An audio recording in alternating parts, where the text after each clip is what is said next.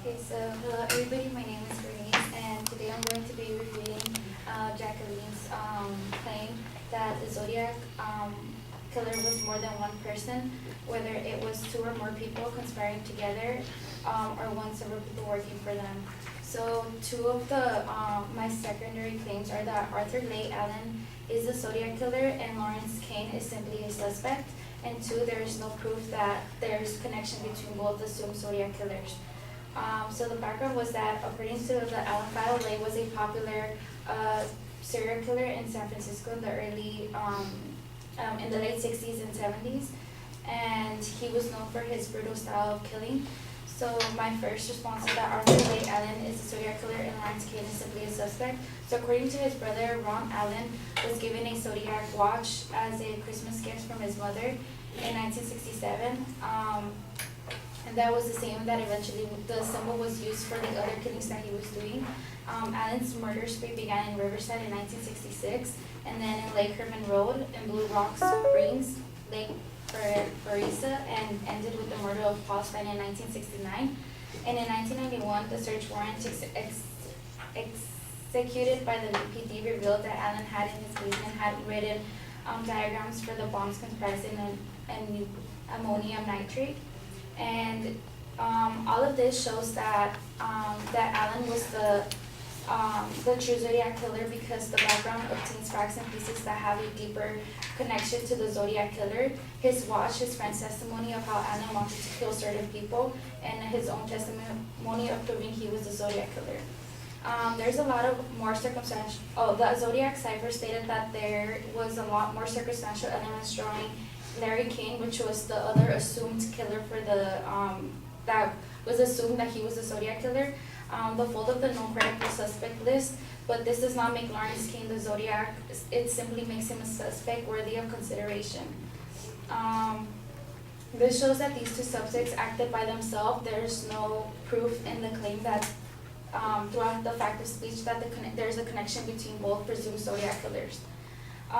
The second one, my secondary claim is that there is no proof that there's connection between both assumed Zodiac killers, because Kane, he had a knowledge of coding after his brief time in the United States and War Reserves in 1943, and this was the only bit of piece that sort of connected them both, was the fact that they were retired naval officers, I guess, and that was the only thing that connected them both. But even then, like, having different serial killers was still can't technically this can technically be similar to other killers just because they're retired from the naval. But even then, like, there was more proof backing Arthur Leigh Allen than Lawrence Kane. Thank you.